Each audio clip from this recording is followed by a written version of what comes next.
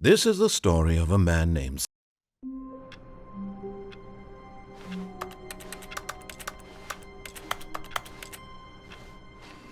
All of his co-workers were gone. What could it mean? Stanley decided to go to the meeting room. Perhaps he had... Oh, please. Are you really just doing this for the trophy? Click a door 5 times? Is that all you think a trophy is worth? No. I can't just give these merits away for such... When Stanley came to a set of 2 open doors, this was not the correct way to the meeting room, and Stanley knew it perfectly well. Perhaps he wanted to stop by the employee lounge first, just to admire it.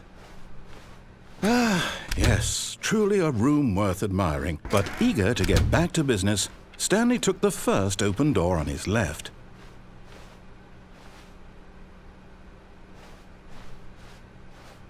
Stanley was so bad at following directions, it's incredible he wasn't fired years ago.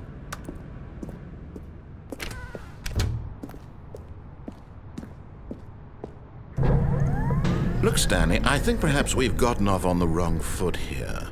But in his eagerness to prove that he is in control of the story and no one gets to tell him what to do, Stanley leapt from the platform and plunged to his death. Good job, Stanley. Everyone thinks you are very powerful.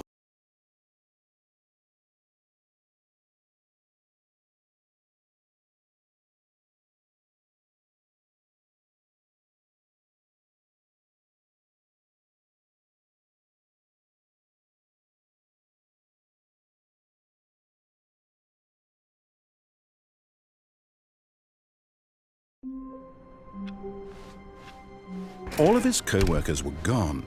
What could it mean? Stanley decided to go to the meeting room. Perhaps he had simply missed a memo.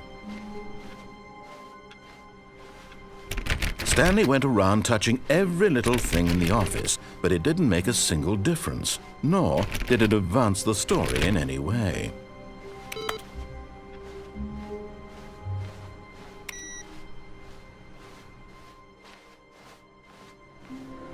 No matter how hard Stanley looked, he couldn't find a trace of his co-workers.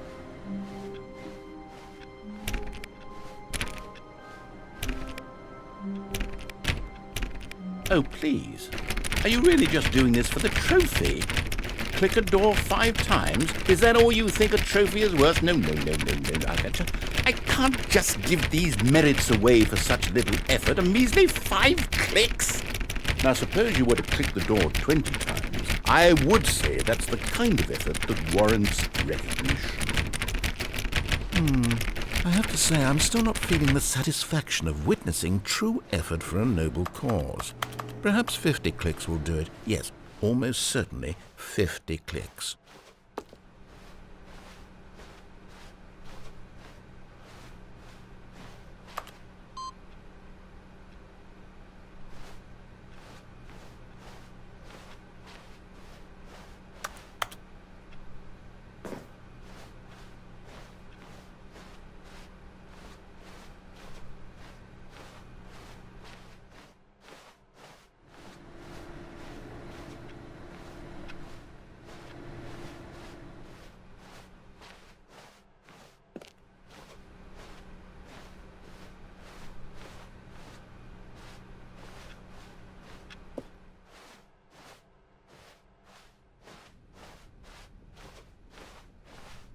When Stanley came to a set of 2 open... This was not the correct way to the meeting room, and Stanley knew it perfectly well.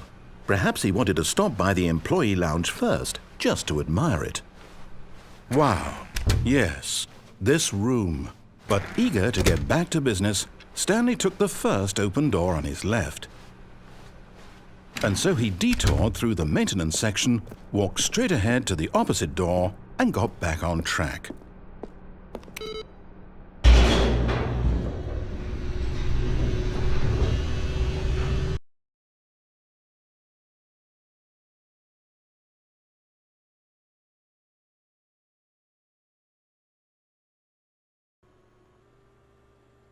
But Stanley didn't want to go back to the office. He wanted to wander about and get even further off track. So now in order to get back, he needed to go,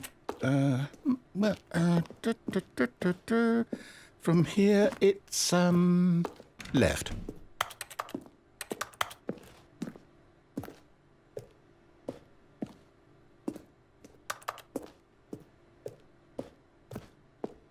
Oh, no. No, it's to the right. My mistake. No, not the right. Why would I have ever said it was to the right? What was I thinking? It's clearly... Oh, dear, would you hold on for a minute, please? Now, let's see. We went down right, left, down, left, right. Yep, okay, yes. I've got it now. This story is absolutely, definitely this way.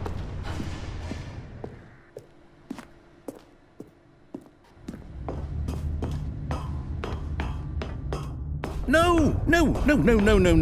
This isn't right at all. You're not supposed to be here yet. This is all a spoiler. Quick, Stanley, close your eyes. Okay. We just have to get back to, oh, who am I kidding? It's all rubbish now. The whole story completely unusable.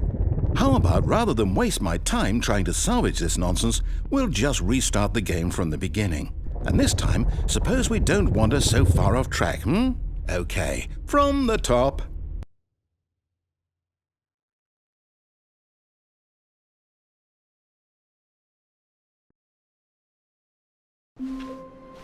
All of his co-workers were gone. What could it mean? Stanley decided to go to the meeting room. Perhaps he had simply missed a memo.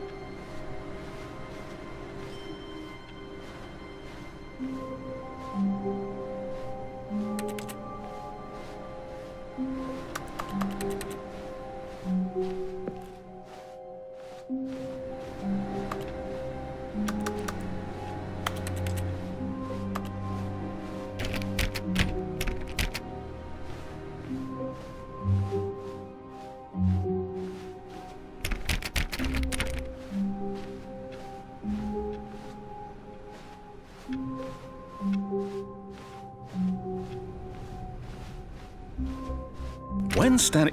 Wait, what? No, I restarted. I swear I definitely restarted the game over, completely fresh. Everything should be... Oh, did something change?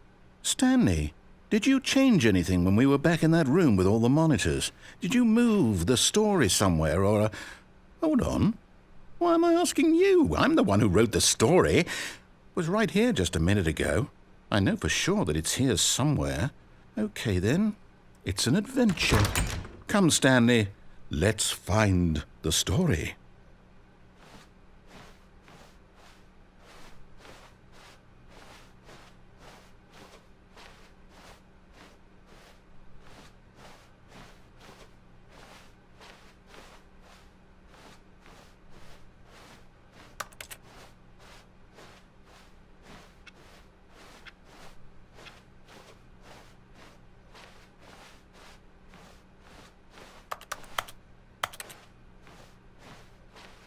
I'll say it. This is the worst adventure I've ever been on. I can promise you there definitely was a story here before. Do we need to restart the game again? Well, I find it unlikely that we'll ever progress by starting over and over again, but it's got to be better than this. Okay, let's give it a shot. Why not?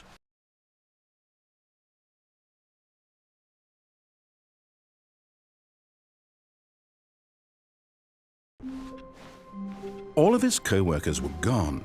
What could it mean? Stanley decided to go to the meeting room. Perhaps he had simply missed a memo.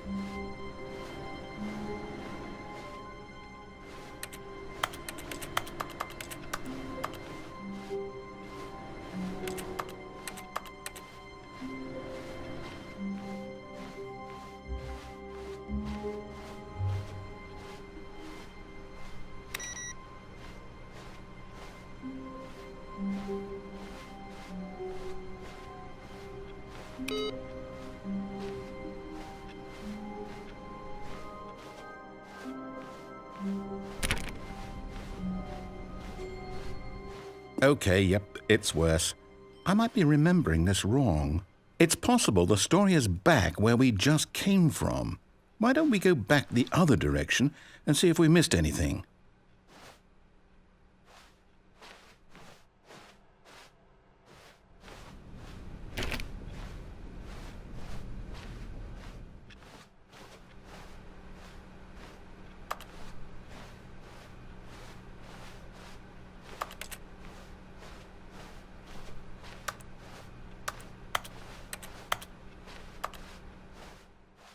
Aha!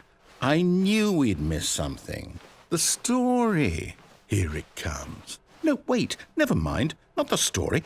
Okay, let's head back the other way and retrace our steps. Now this... Well, I'll be honest, I don't recognize this place at all. Is this the story? I don't think so. I can't quite recall, but I believe my story took place in an office building. Is that correct? Do you remember, Stanley? Well, do you know what? Since I've completely forgotten what we were supposed to be doing, how about this? You win! Congratulations! I know you put in a lot of hard work, and it really paid off, so good job. Oh, no.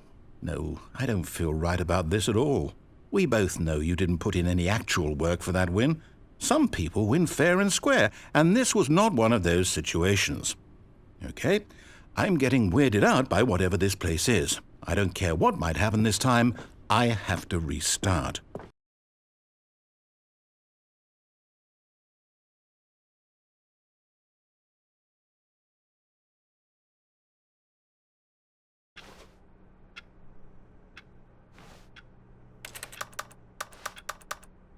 All right, I've got a solution. This time, to make sure we don't get lost, I've employed the help of the Stanley Parable Adventure Line.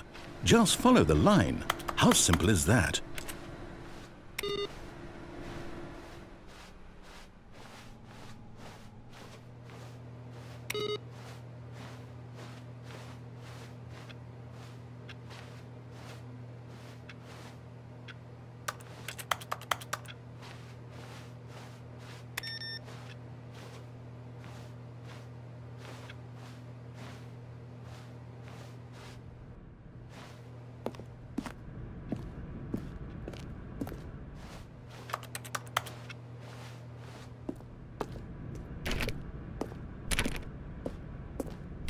You see? The line knows where the story is. It's over in this direction. Onward, Stanley, to destiny. Though, here's a thought. Wouldn't wherever we end up be our destination, even if there's no story there? Or to put it another way, is the story of no destination still a story? Simply by the act of moving forward, are we implying a journey such that a destination is inevitably conjured into being via the very manifestation of the nature of life itself? Whoa. Hang on. That got a bit weird back there. Well, I'd like to apologize. Not sure where I was going with all that. You know what? I think what we need right now is a bit of music to lighten the mood.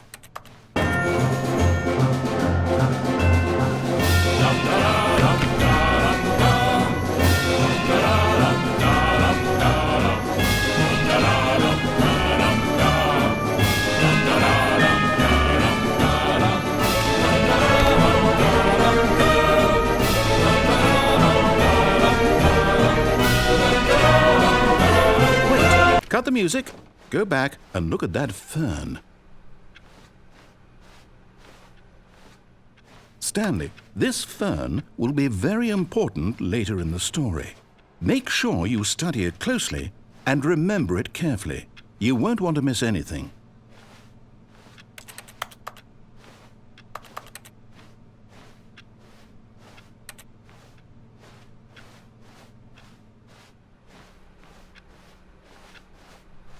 Wait, what? We're back at the office? No. Line, you do know we're looking for the Stanley Parable, right? The story? Is any of this ringing a bell?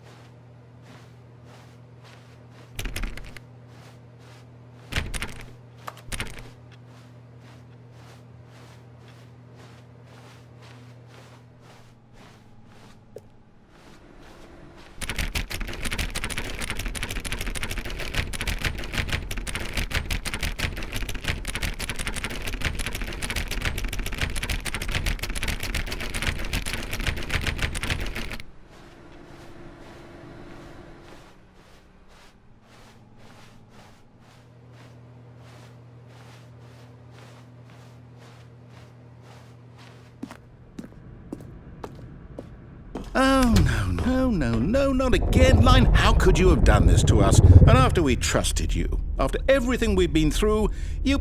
Oh, I can't take this anymore. To hell with it. Restart.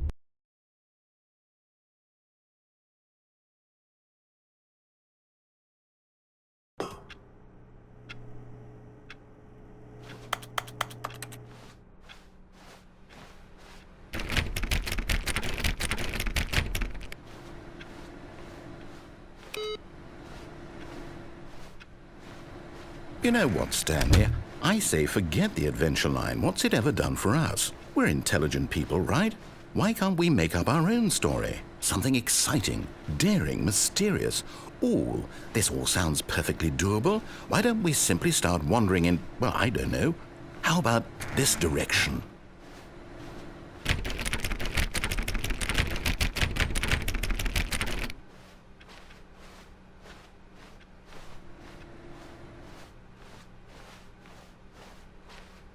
Now, yes, this is exciting. Just me and Stanley forging a new path, a new story. Well, it could be anything.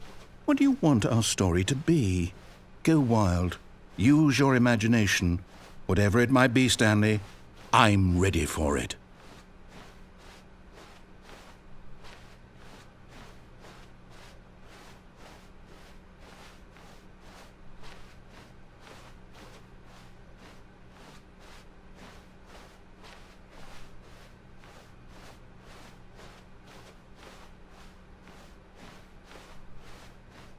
Oh, no, not you again. Stanley, I'd also like to veto the line from having any role in our awesome new story. No lines or monitor rooms. Just don't acknowledge it, and we should be fine.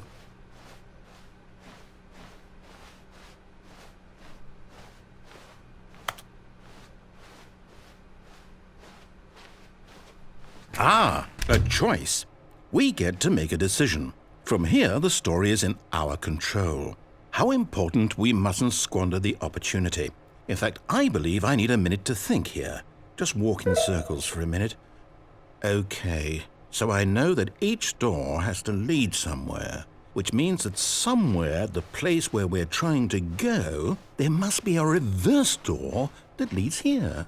And that in turn means that our destination corresponds with the counter-inverted reverse door's origin. So starting from the right, let us ask, will taking the right door lead us to where we're going? And since the answer is clearly yes, then by all accounts, the door on the right is the correct one. Another victory for logic. Come, Stanley, our destiny awaits.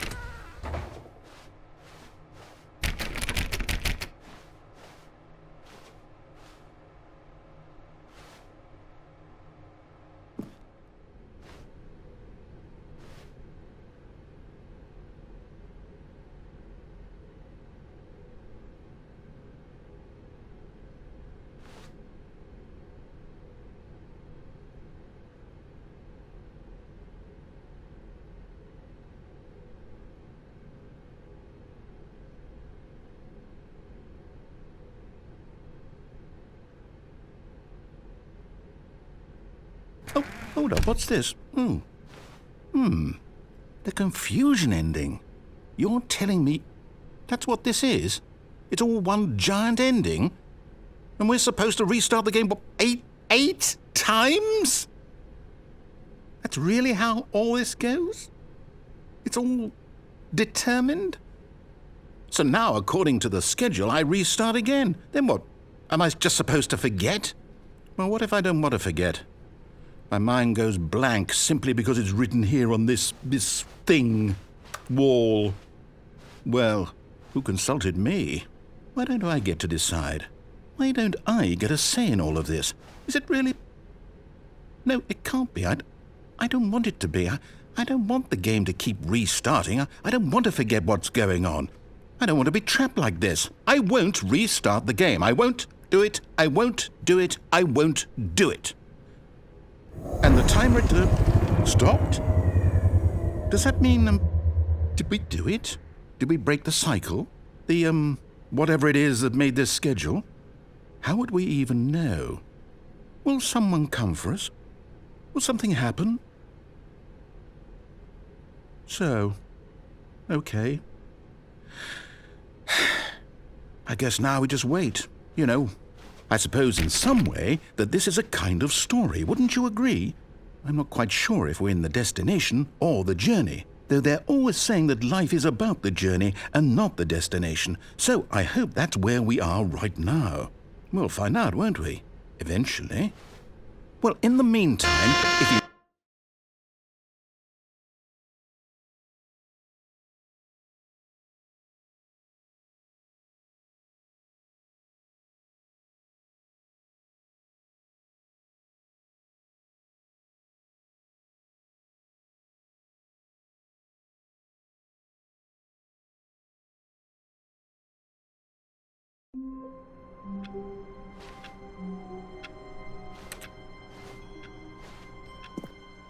All of his co-workers would... Oh, please.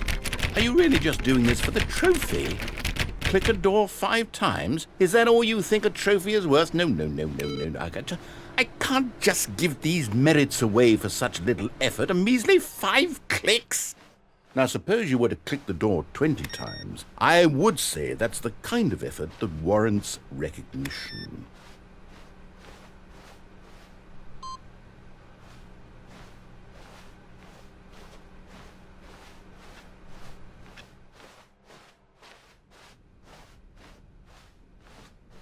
When Stanley came to a set of 2 open doors, he entered the door on his left.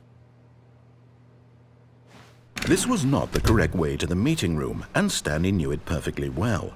Perhaps he wanted to stop by the employee lounge first, just to admire it. The lounge was sublime, a work of art. But eager to get back to business, Stanley took the first open door on his left. Stanley was so bad at following directions, it's incredible he wasn't fired years ago. Look, Stanley, I think perhaps we've gotten off on the wrong foot here. I'm not your enemy, really, I'm not.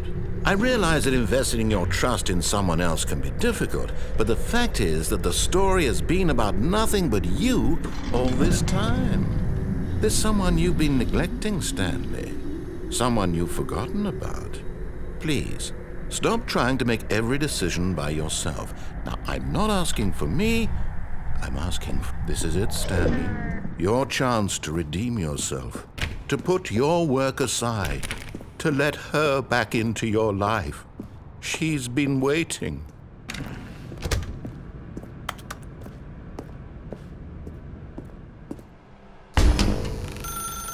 That's her, Stanley.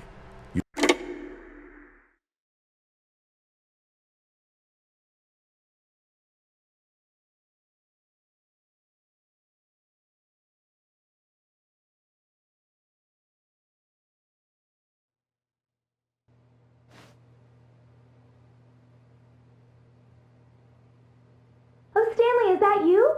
Hold on, sweetie. Sorry to keep you waiting. I'm just pulling the bread out of the oven. All right. Okay, there we go. All right, now, I want you to come in and tell me all about your day. Gotcha! Oh, come on. Did you actually think you had a loving wife who'd want to commit their life to you? I'm trying to make a point here, Stanley. I'm trying to get you to see something. Come inside. Let me show you what's really going on here. This is a very sad story about the death of a man named Stanley.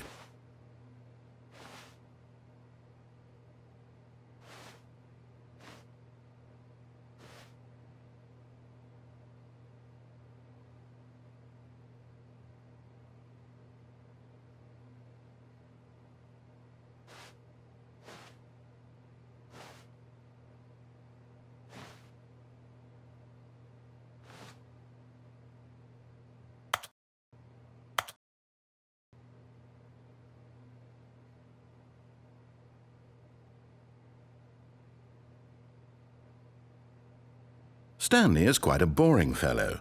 He has a job that demands nothing of him, and every button that he pushes is a reminder of the inconsequential nature of his existence. Look at him there, pushing buttons, doing exactly what he's told to do. Now he's pushing a button. Now he's eating lunch. Now he's going home. Now he's coming back to work. One might even feel sorry for him, except that he's chosen this life.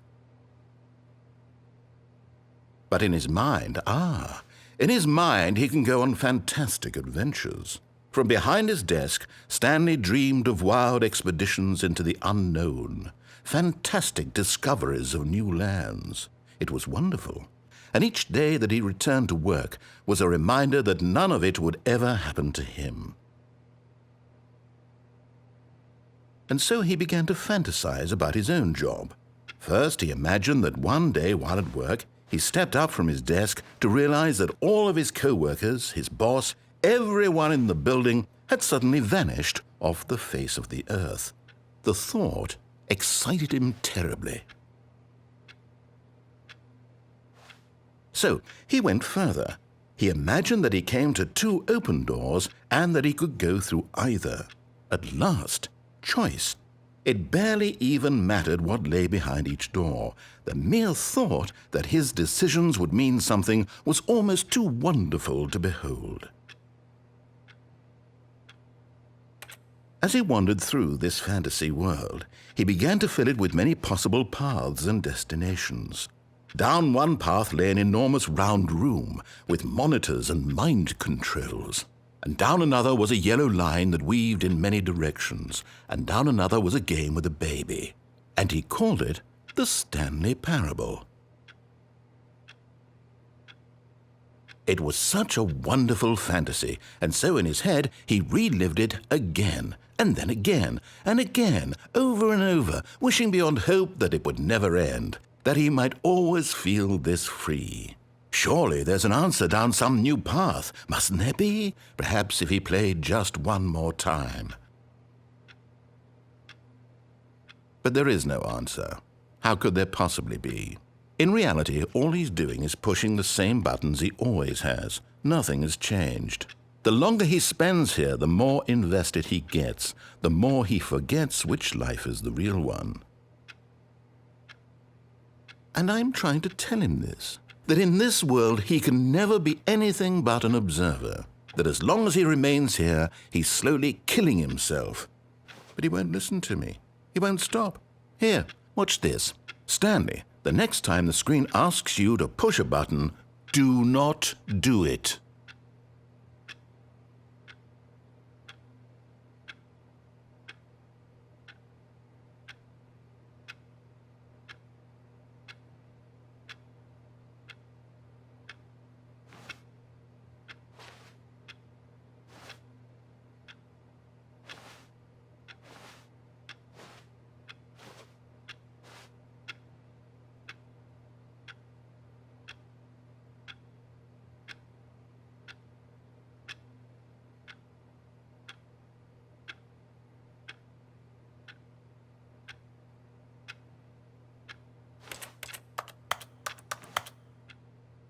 You see?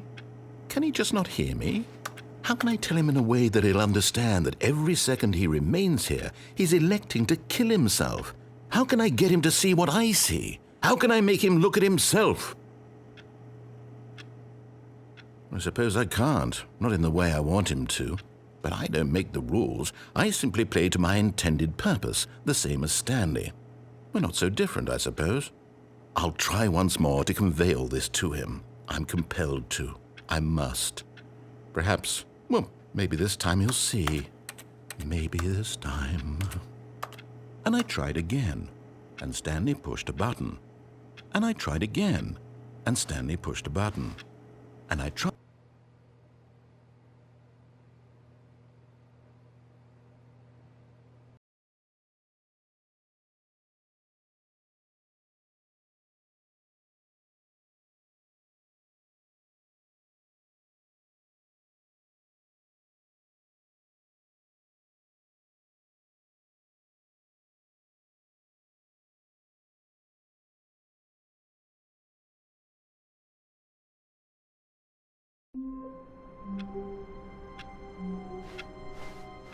All of his co-workers were gone. What could it mean? Stanley decided to go to the meeting room. Perhaps he had simply missed a memo.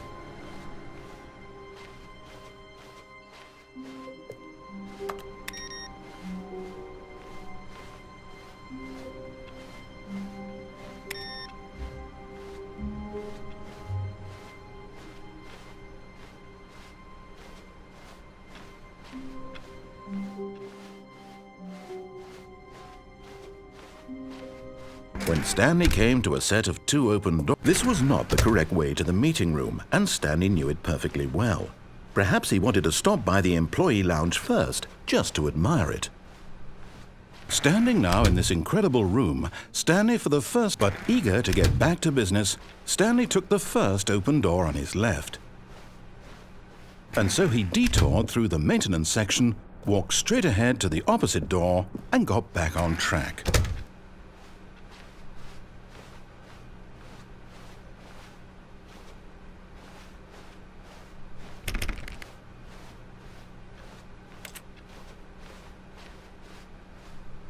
Yet there was not a single person here either. Feeling a wave of disbelief, Stanley decided to go. Stanley stepped into the broom closet, but there was nothing here, so he turned around and got back on track.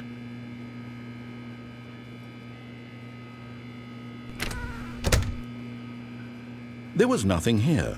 No choice to make, no path to follow, just an empty broom closet. No reason to still be here.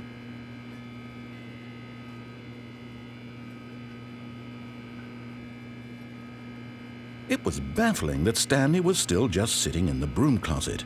He wasn't even doing anything. At least if there was something to interact with, he'd be justified in some way. As it is, he's literally just standing there doing sweet FA.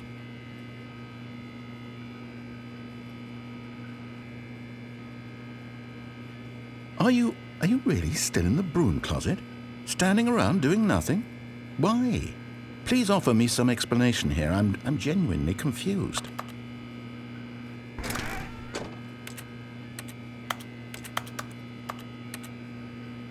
You do realize there's no choice or anything in here, right?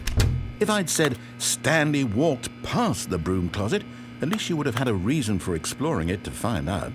But it didn't even occur to me because literally this closet is of absolutely no significance to the story whatsoever. I never would have thought to mention it.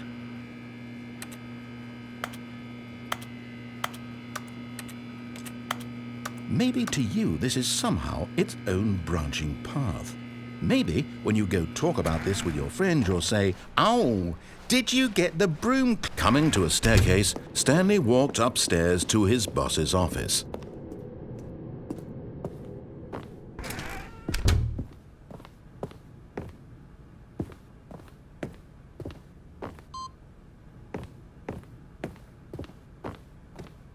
Stepping into his manager's office, Stanley was once again stunned to discover not an indication of any human life.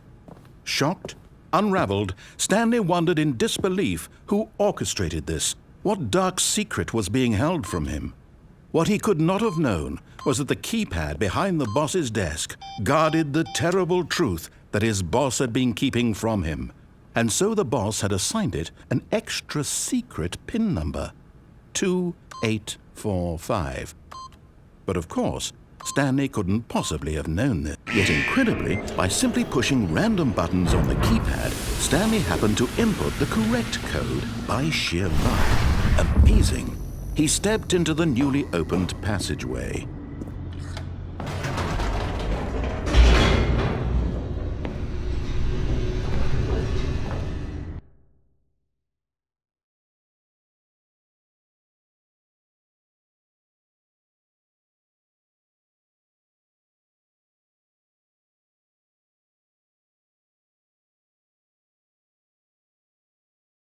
Descending deeper into the building, Stanley realized he felt a bit peculiar. It was a stirring of emotion in his chest, as though he felt more free to think for himself, to question the nature of his job. Why did he feel this now, when for years it had never occurred to him? This question would not go unanswered for long. Stanley walked straight ahead through the large door that read Mind Control Facility.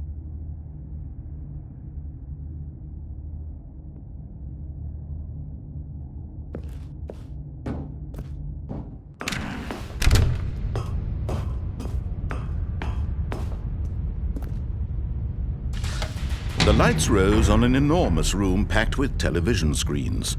What horrible secret did this place hold? Stanley thought to himself. Did he have the strength to find out?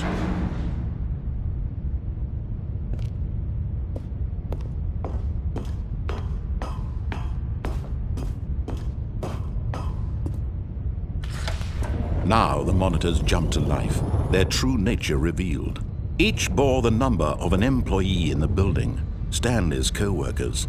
The lives of so many individuals reduced to images on a screen, and Stanley, one of them, eternally monitored in this place where freedom meant nothing.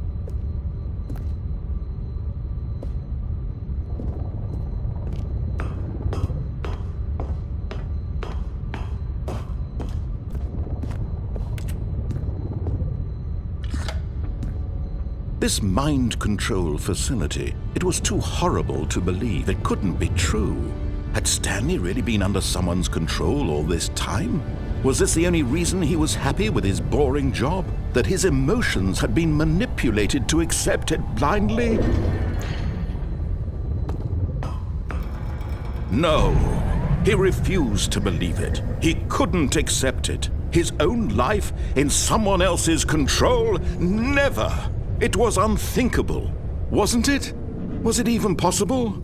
Had he truly spent his entire life utterly blind to the world?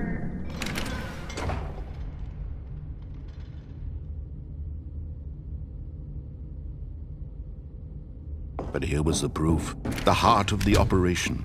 Controls labeled with emotions, happy or sad or content, walking, eating, working, all of it monitored and commanded from this very place.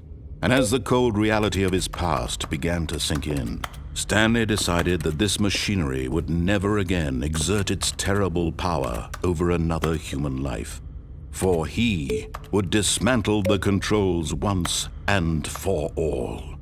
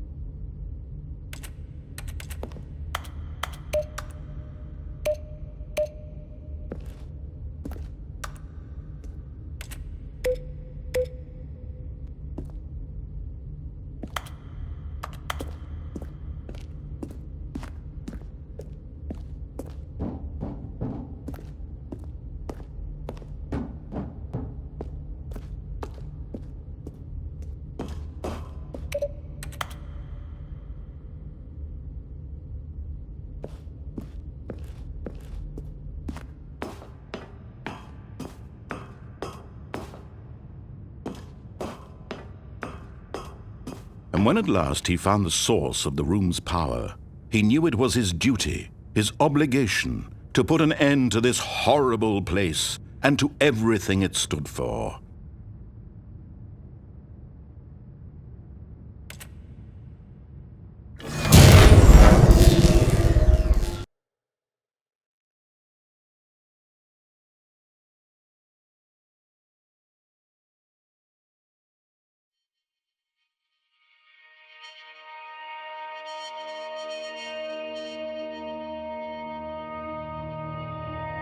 Blackness, and a rising chill of uncertainty. Was it over? Yes! He had won! He had defeated the machine, unshackled himself from someone else's command. Freedom was mere moments away. And yet, even as the immense door slowly opened, Stanley reflected on how many puzzles still lay unsolved. Where had his co-workers gone? How had he been freed from the machine's grasp? What other mysteries did this strange building hold? But as sunlight streamed into the chamber, he realized none of this mattered to him, for it was not knowledge or even power that he had been seeking, but happiness. Perhaps his goal had not been to understand, but to let go. No longer would anyone tell him where to go, what to do, or how to feel. Whatever life he lives, it will be his. And that was all he needed to know. It was perhaps the only thing worth knowing. Stanley stepped through the open door. Stanley felt the cool breeze upon his skin, the feeling of liberation, the immense possibility of the new path before him. This was exactly the way, right now, that things were meant to happen. And Stanley was happy.